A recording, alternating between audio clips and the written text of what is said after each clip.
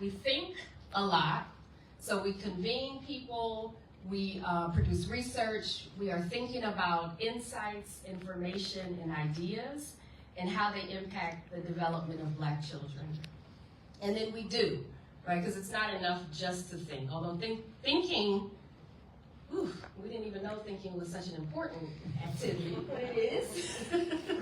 But we also do. And so we have this amazing, amazing network of affiliates across the country who are the doers. So they take the information that we create, that we provide, and they're advocating in their communities.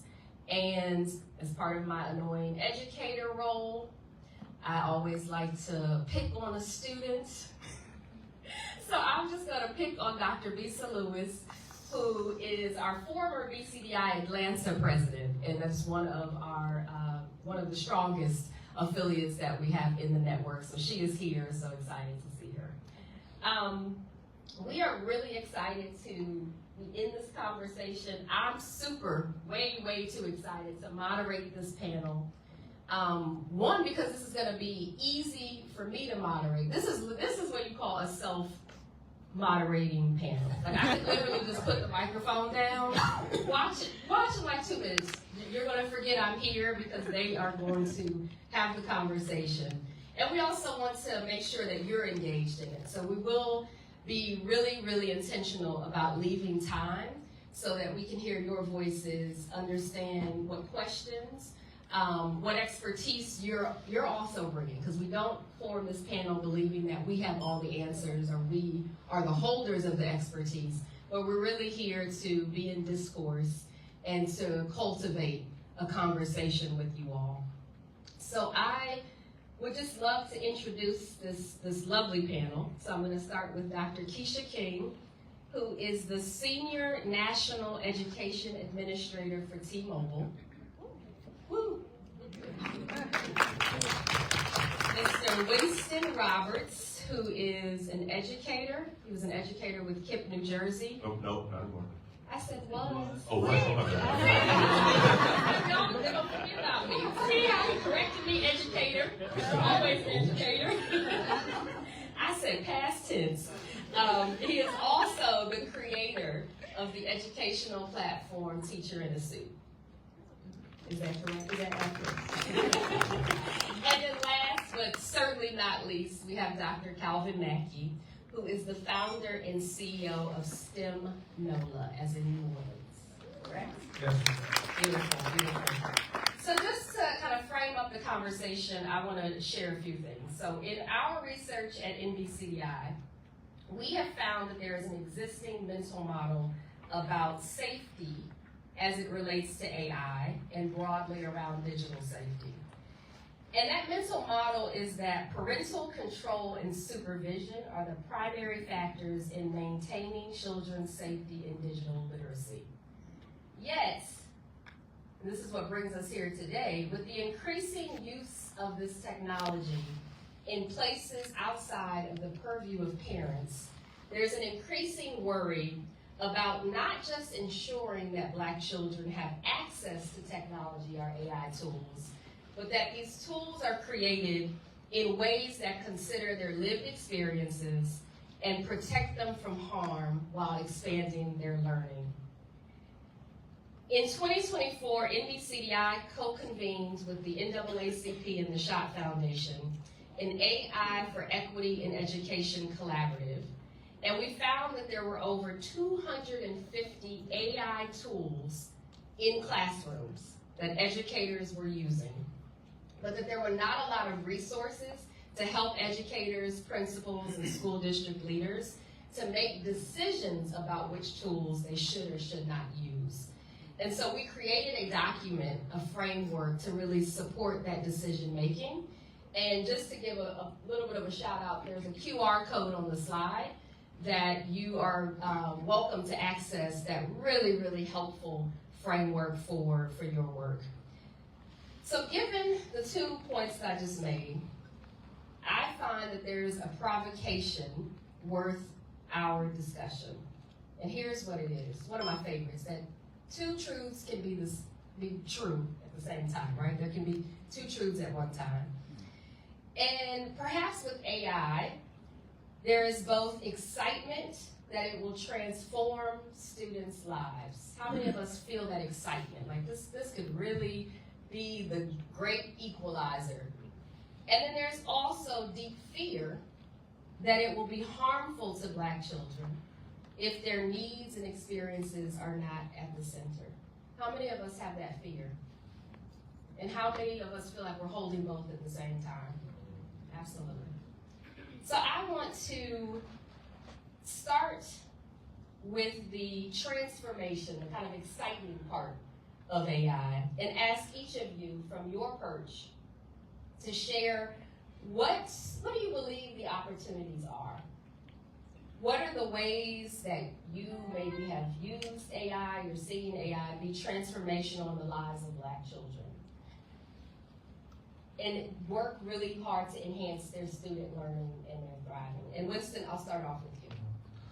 Well, having been in the classroom almost 10 years now, I think when I kind of started out teaching math and found it increasingly difficult to convince my sixth graders to be using a box and whisker plot regularly in real life. And then went on to teach financial literacy. I found a financial literacy course to teach. And the thinking behind that was, okay, how can we make sure that kids are prepared for the real world? Educated, almost 700 kids around, that financial literacy framework and everything. But in the midst of all that, AI came about. And in thinking about how are we going to prepare kids for the real world, that's what kept coming up for me. And when we have a curriculum that is virtually the same, 100 years ago as it is today, and you have ChatGPT, which could pass the bar exam last year, there's just this giant disconnect. So it only logically made sense to me that in order to prepare kids for the real world, we had to make sure that we're doing something to put this technology in their hands and let them use it, especially when it's in their pockets already. I like to think of it like driver's training, the same way how you can see all these articles that say, oh, a teenager killed people with a car in a car accident. Sure, but we still teach driver's training. We're not saying, oh no, we can't take cars out of our kids' hands, it'll somehow disrupt the walking process. Like, we don't say that about cars.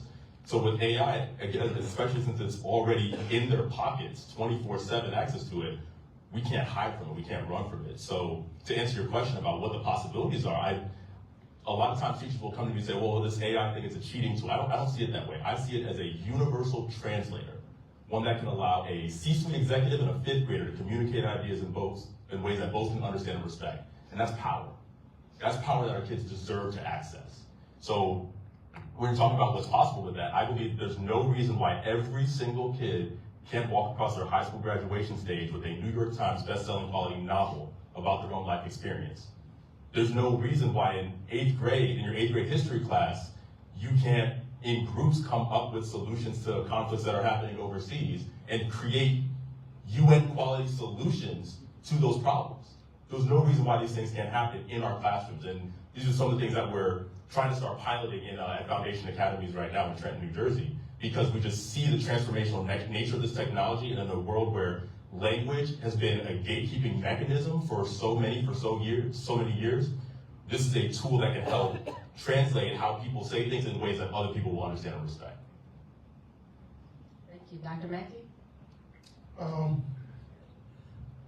The way I came to this, my son, who's now a senior at Howard Mechanical Engineering, when he was 9 years old. I don't speak to him anymore. I went to Morehouse. Come on now.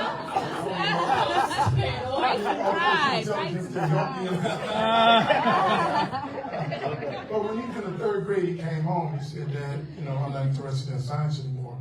Only thing a teacher does is talk to the board. But at the same time, I wanted to be an actor. And there was somewhere for us to take him. There was NOLA Center of Creative Arts. John Baptiste NOLA Center of Creative Arts. When Marcel was with NOLA Center of Creative Arts. And he came to something, we won't give it to our kids.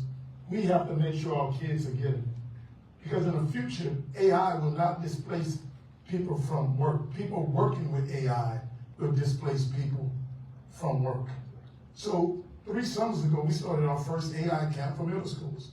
And we got videos of middle schoolers training their bots and teaching them about how to recognize their finger, how to recognize their bottle, bottle of water. And the language that these kids were using, the posture that they possess, the courage that they possess when I showed it to the mayor of New Orleans, she said every adult in this city need that camp you give it to the middle schools. Because we don't have an idea what those even middle schoolers are saying. And that's the challenge before us now. How do we increase the STEM literacy of the entire community such that we'll know what to do and what even questions to ask? It's funny, when our kids go to school, they know football, they know the rules, they know what not to do. I mean, the coach, they know if they touch the ball with two hands, they got a problem. They know not to do this.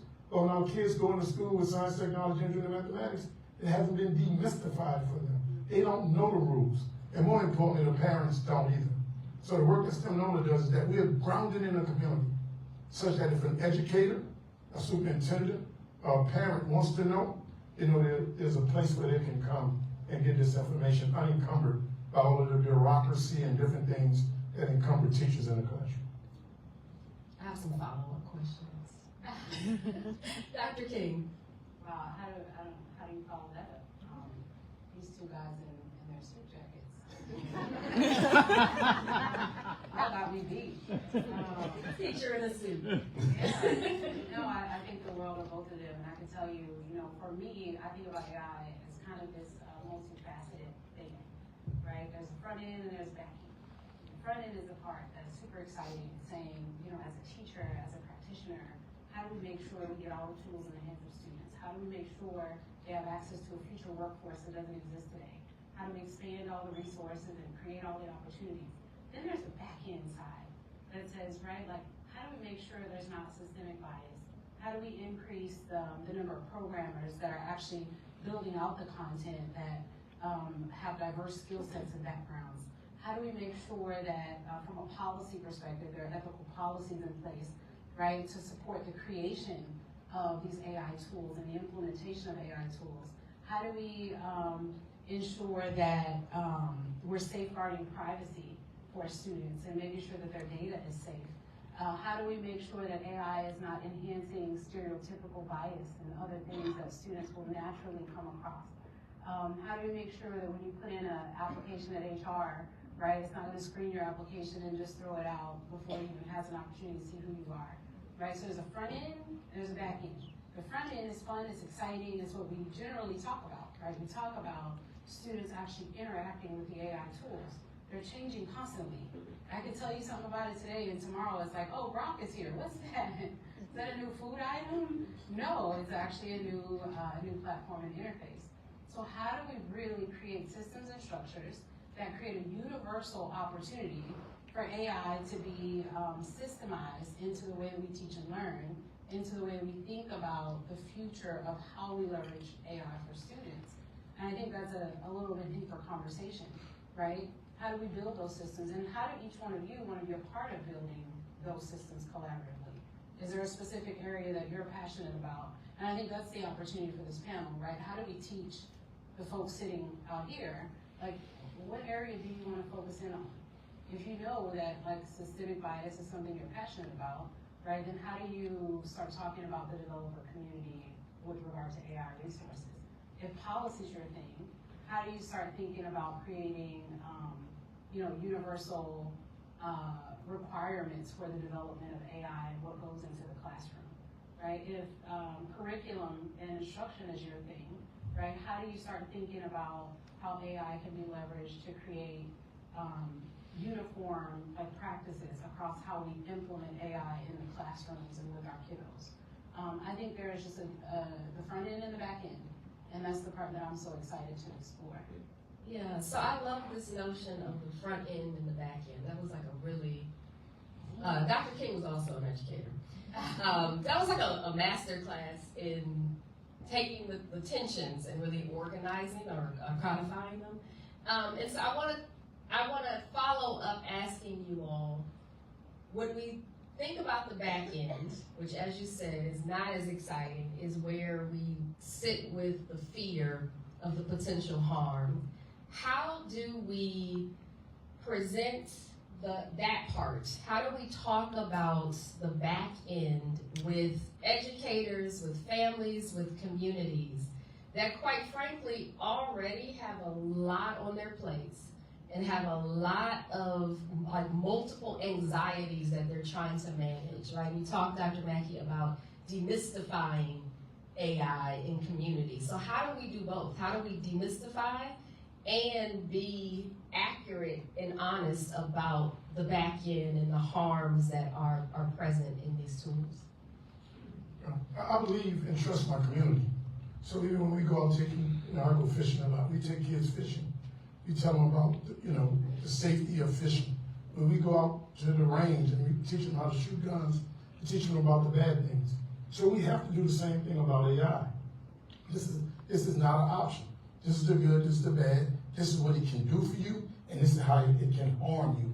And the parents should really appreciate when we talk about the harm and the biases and other ways that educators or the system can use this to once again systematically oppress their kids so that they can recognize it.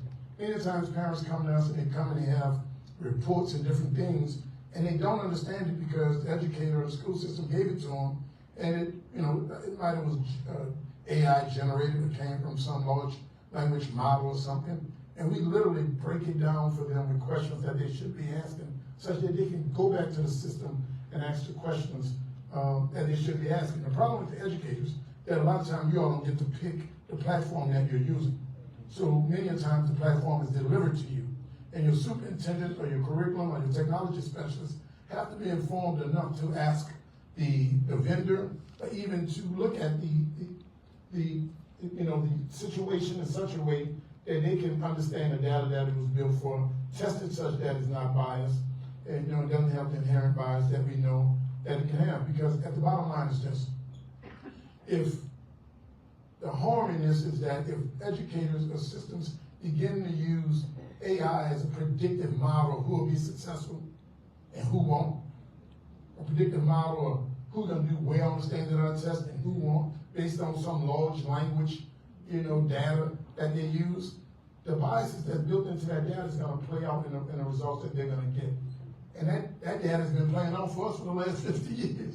I mean, those are the biases that we've been dealing with, and such that we've overprescribed and special aid and overprescribed and and punishment and penalties and stuff, that we have to make sure, we got to have these conversations, that we make sure that AI does not give us the same type of results.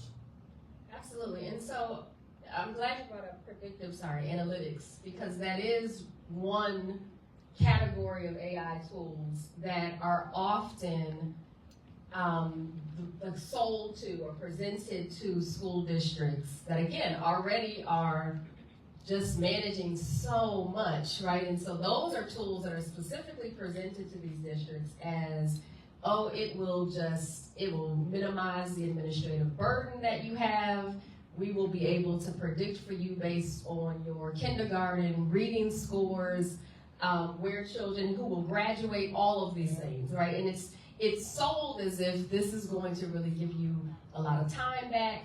Educators, you'll be able to be in the classrooms doing the things you really want to do, which are teaching your students. And so what are the tools or the resources, what from an educator's perspective, Winston, do teachers, because your point is well taken about where the vendor-district relationship is, right?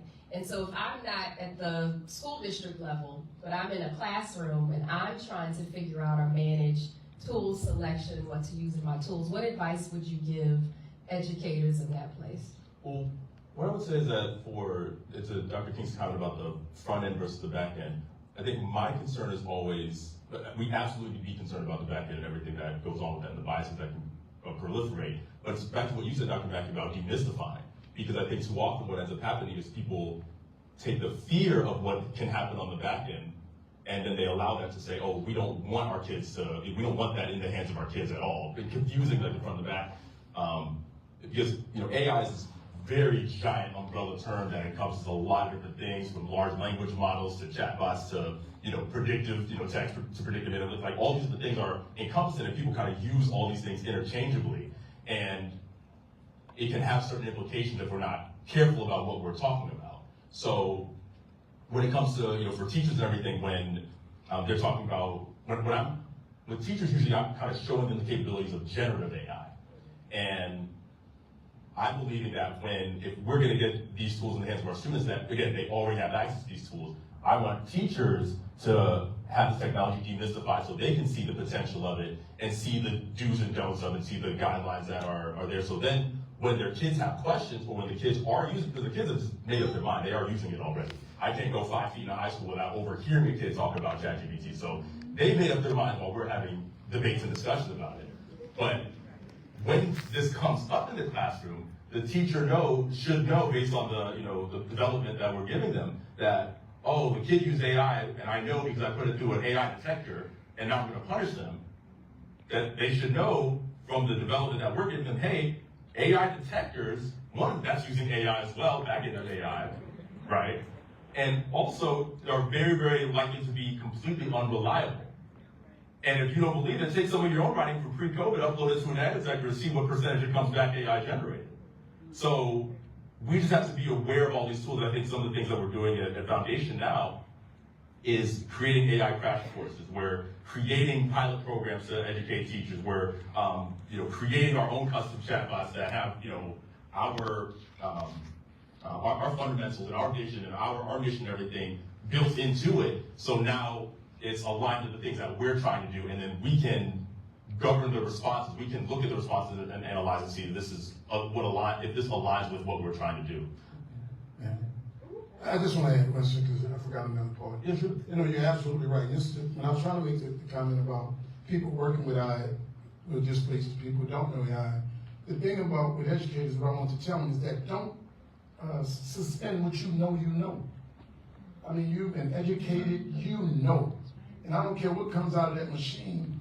It's the AI in you that must make that decision, not just the AI. Matter of fact, if you Google Microsoft AI and critical thinking, Microsoft released a report last week with Carnegie Mellon that said their own workers, those that are overconfident in AI, lose cognition ability at work.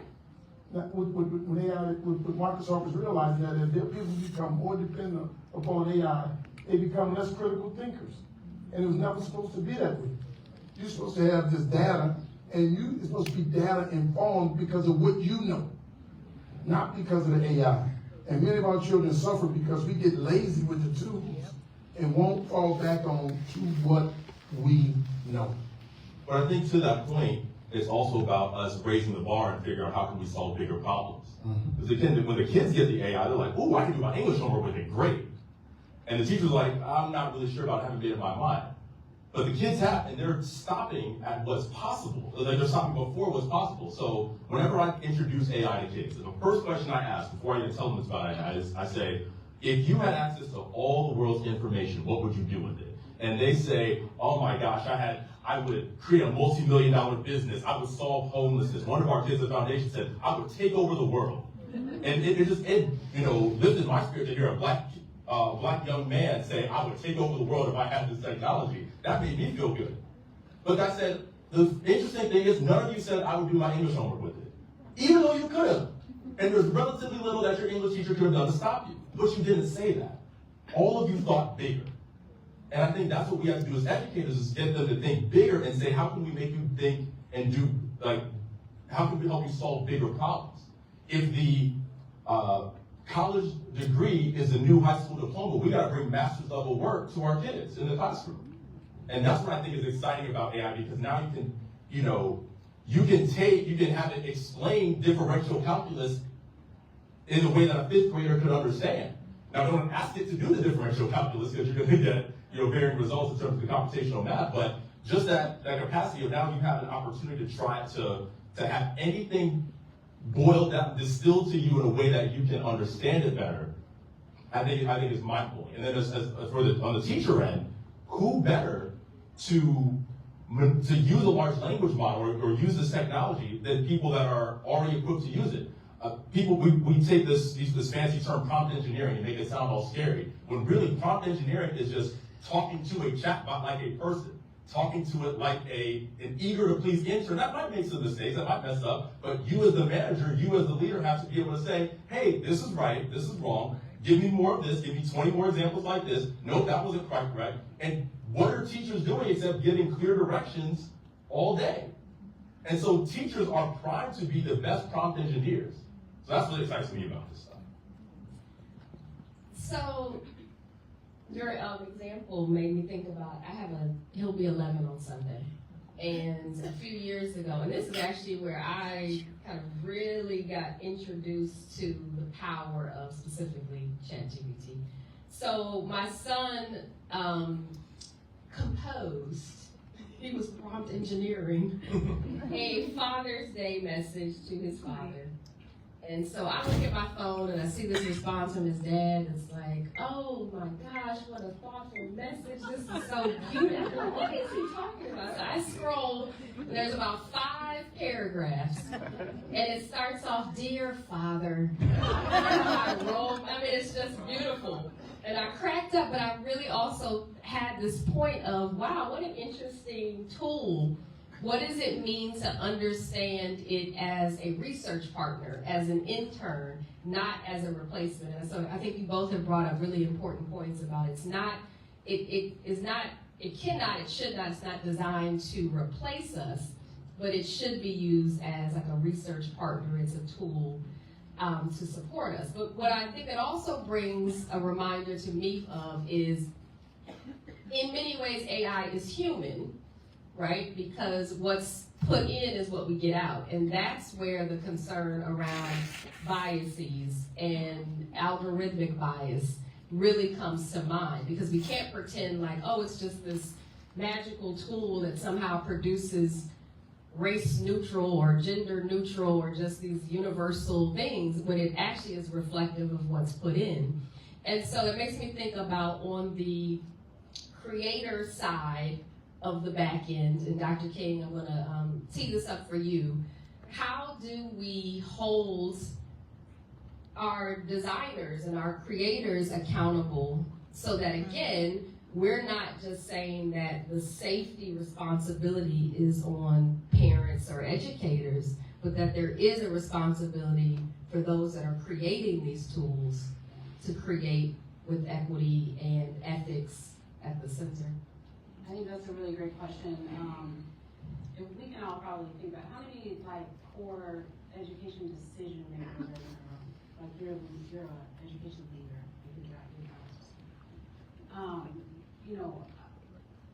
from the inception of our work, we can think back, and this is across everyone, where there's no structure, where there are no standards, you're naturally going to have fear and chaos. Whether we're talking about our core instructional models, or we're talking about government spending, or we're talking about policy, or anything else for our kiddos. And so I think AI is no different. It's constantly changing, but if there's not structure around the way that we think about these bias and how we're holding folks accountable, if there's no structure around a core curriculum around AI, whether it's at the pre-K level, the 12th grade level, or beyond, right? Then you're naturally gonna have the fears. And so this is a really unique opportunity right now, especially with all of the changes happening in the education landscape and government as a whole, for us to start thinking about how can we be a part of creating standardization and structure around AI. Yes, it's constantly changing every day, but what are our bare minimums? That's where, when I think about the ethical framework, creating frameworks for every element of how we think about AI is critically important. There should be a framework for student privacy and socialization around student information. There needs standardization and framework around that. There should be a framework around making sure that there's universal standards for AI. That requires a framework. So where you don't have standardization and you don't have structure, you're bound to have fear. And these fears will continue to be perpetuated until that's created. One thing that I think about quite a bit, and it's around safeguarding emotional and cognitive intelligence for students, right? You alluded to it a little bit, and my son, and I'd like to use him as an example too, my son recently was talking to me about a paper that he was putting together, and he's working on this stuff, and I said, Aaron, what are you going to do if you don't have AI, to help you with different things? And he says, Mom, in what situation would I not have access to this tool? And he can't fathom a world where he just doesn't have access to the tool. And I said, well, there are going to be situations where you have to actually talk on the spot. Right? And there are going to be situations where your brain power can create something that doesn't already exist. And the only way that you develop and hone in on the skill sets that's required to develop the brain power is that you're actually cognitively using it to develop systems and structures that don't exist. And so we were able to talk through that. But I think as teachers and as practitioners, a lot of times we're trying to think about, again, I want to reference the front end component, right? And making sure that we're saying kids need access to AI because it's a part of the driving the future workforce. They need to be creating, they need to be interacting with it. We can't be afraid. Those components are important. But they say, Oprah had this quote, if you don't know where you're going, you end up somewhere else, right? If there's no structure, there's no rules, there's no guidelines. It's the same thing with creating virtual courses. In my former life, I built virtual schools. That's what I love to do. But until ISTE and iNecall and Universal Design for Learning and all these other places started creating standards, people were uploading PDFs. And then in the pandemic, what happened again? People started uploading PDFs and here's how you learn online, right? There are structures and systems now that actually tell us how to do that properly. Right? How to make sure there's diverse learning perspectives, how to make sure that the pedagogy is sound, and there's methodology and practice associated with how we do online learning. It's the same thing with AI. We have to be vested in creating the structure, not just putting together boot camps and trainings and let's make sure there's exposure. Yes, the exposure is important, but let's take the same time that we take in curriculum building in the summer. Remember? You don't remember all that? I know we still do it, right?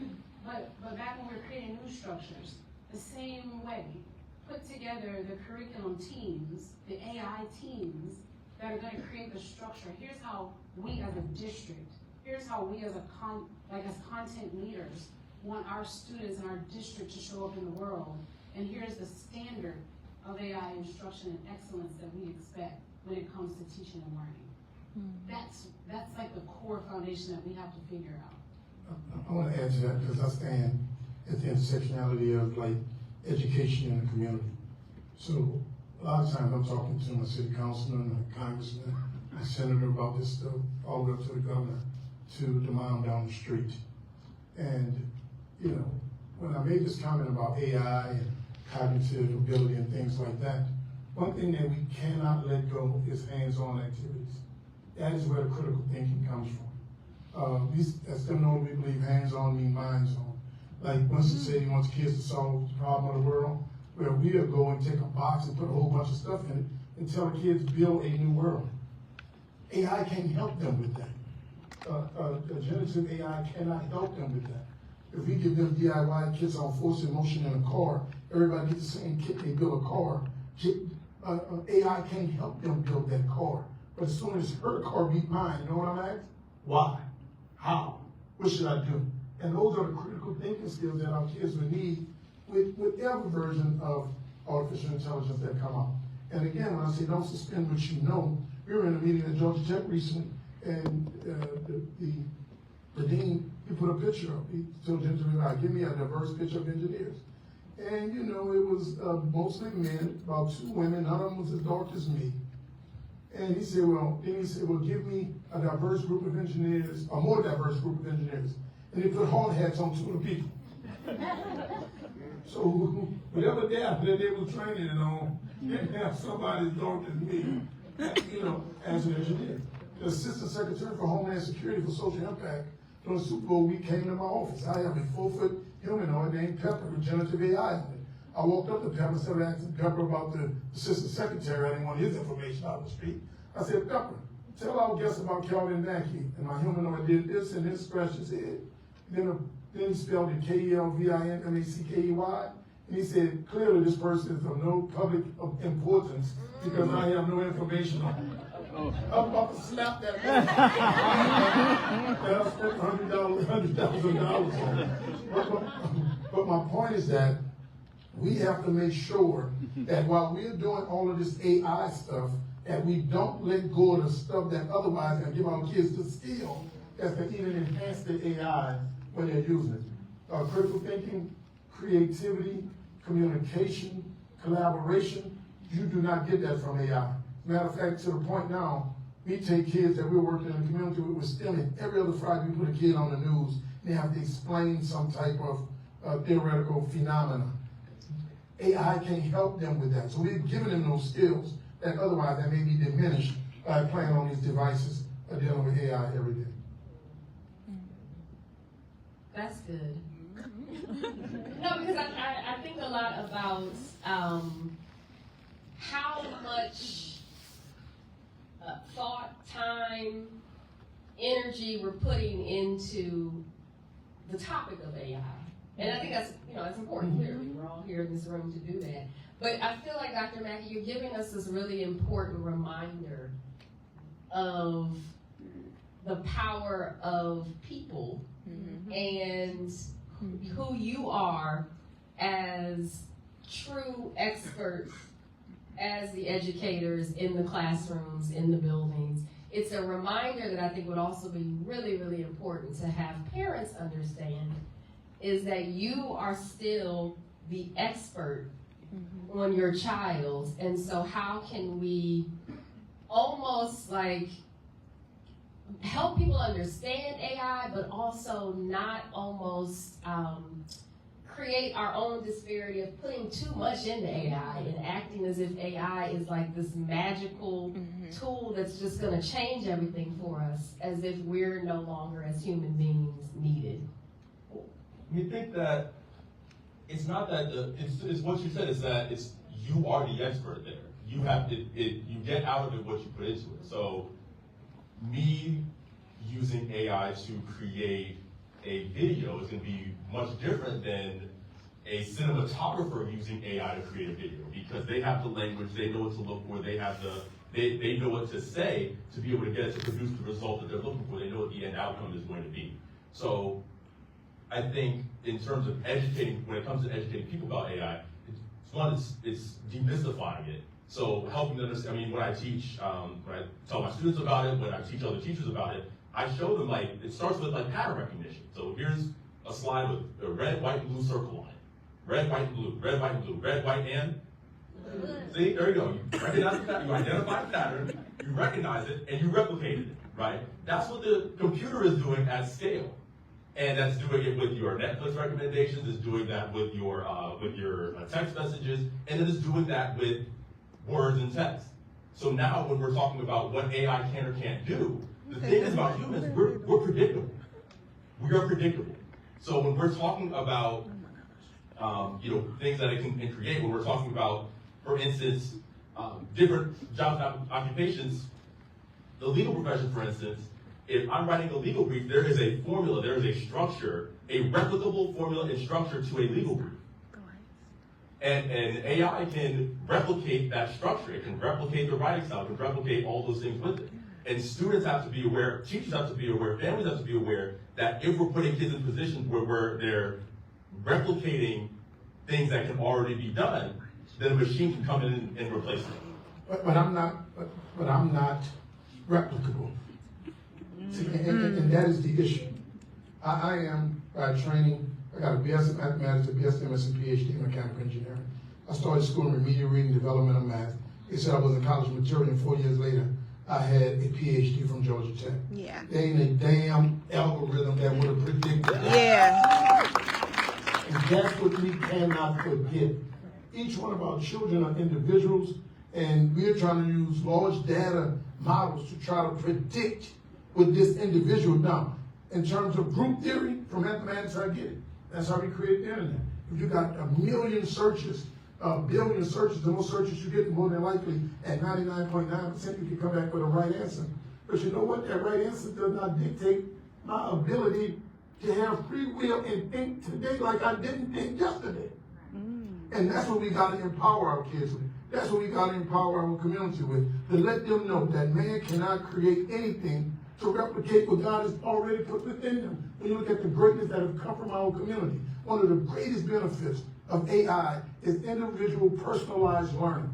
We believe STEM and technology should be intentional and consistent. It should be relevant to the person. I know there's words we can't use now, like culturally relevant, environmentally relevant, and things like that. My stuff is culturally relevant.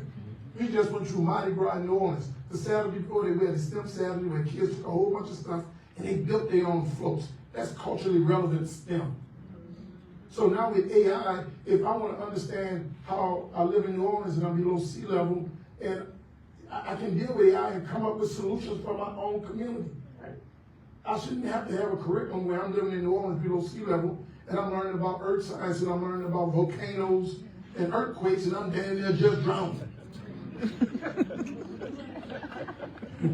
But if I do like earthquakes and volcanoes, we now can use AI to get individual learning to each kid that is relevant to them and their interests, such that they meet all the standards and they still get to know everything that they need to know. My point is that we cannot allow these tools and the system of tools to reduce us to less than the individuals that we are. And I'm not disagreeing with you on that.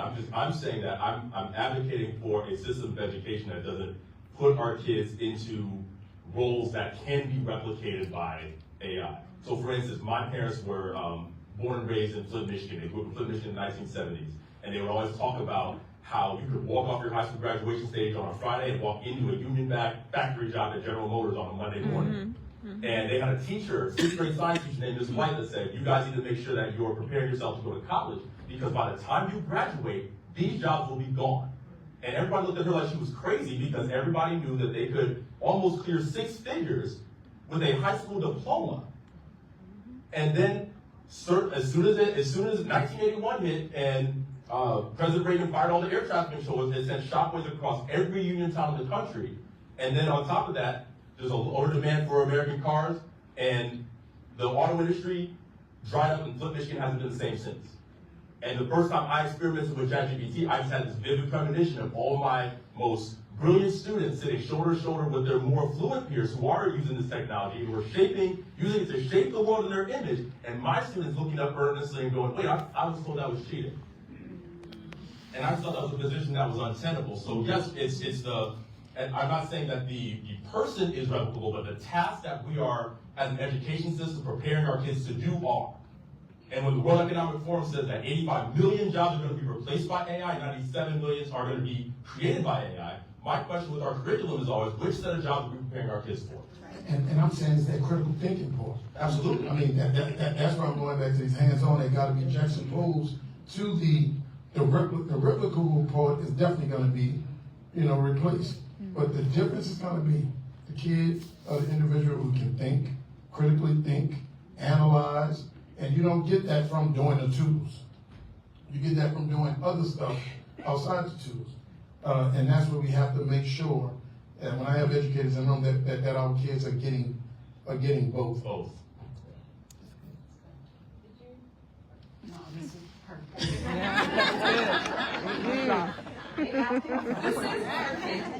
This one has to get 2 more outside of the room. In blue blazers. No, because what I'm thinking about is, so I just love this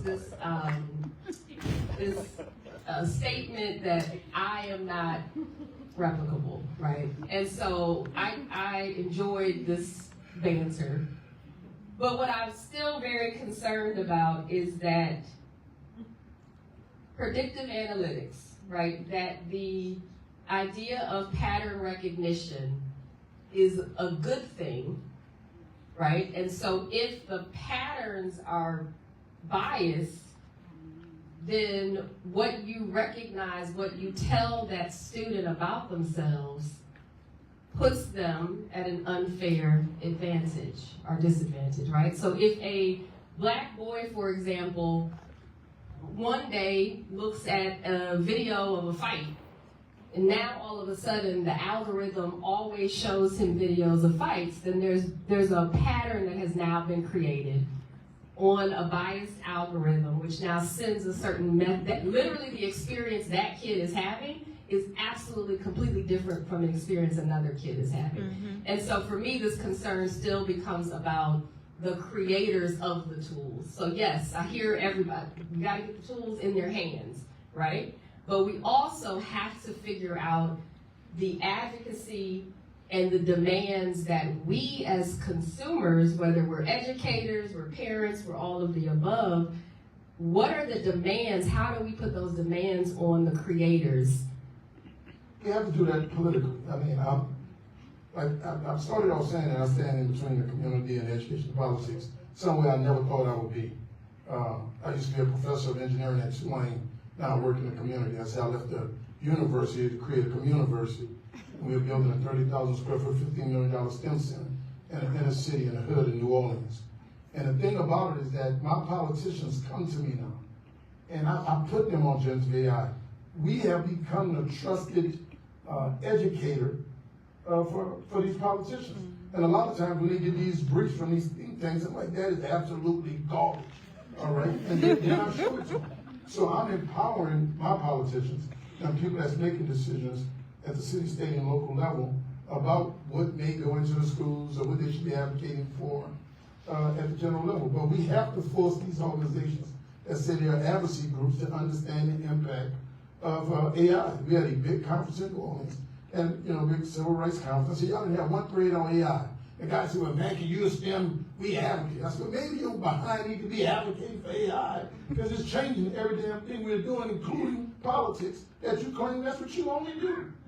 So they were just ignorant, right? Forgive them for what they do not. They don't know. But we got to get them. So when I talk about increasing the STEM literacy, it is for everybody, even the people that got to go out and advocate and make laws and make sure that this stuff is not being organized in a certain way. Mm-hmm. I think that's the danger. You're advocating for things that you obviously have a special interest in. Everyone does that, right? If you have a special interest in STEM, you're advocating for STEM. If you have a special interest in building literacy, you're advocating for building literacy. I think creating universal standards helps us to mitigate some of the differences that come out of people advocating for what's a special interest to them. And it creates a structured standard that says, hey, we have horizontal and vertical frameworks. From a horizontal perspective, we're thinking about stakeholder groups. We have frameworks that are applicable to parents. We have frameworks that are applicable to teachers. We have frameworks that are applicable to community members and community-based organizations, and then organizational frameworks, HR frameworks, right? And then on the other side of that, you have content-related frameworks, right? So you go from stakeholders, and then you drive that into the different segmentation for those frameworks, right? Once that's aligned, then you get rid of a lot of the fear that comes with not having structure. Until there is structure around it, I don't care how fast it's growing, how much it's moving. This is with anything that we're doing, specifically AI right now. The frameworks are critically important. If there is a core framework, it's just like your belief systems. Whether you're Christian or Buddhist or Muslim, whatever it is that you believe in, it creates a framework for how you justify or don't justify the behaviors that you're doing. Mm-hmm. The same thing with AI. Creating a framework and a structure of which we require everybody to play in the same frame, this sandbox, right, allows us to play in a more friendly, cohesive manner that can respect, the rights and the things that we want to see across every single subgroup. And that's the only way that we make sure that students are moving in the right direction with the technology. So before I open it up for questions, I will admit that universal makes me nervous. Of course. So I think we have to be really intentional about who gets to have the privilege of designing, but I think your point is well taken, these frameworks, these structures that help us, they're guidance for us. Absolutely. But also understanding that within universal, we have to understand the unique needs and lived experiences of everybody, of each person.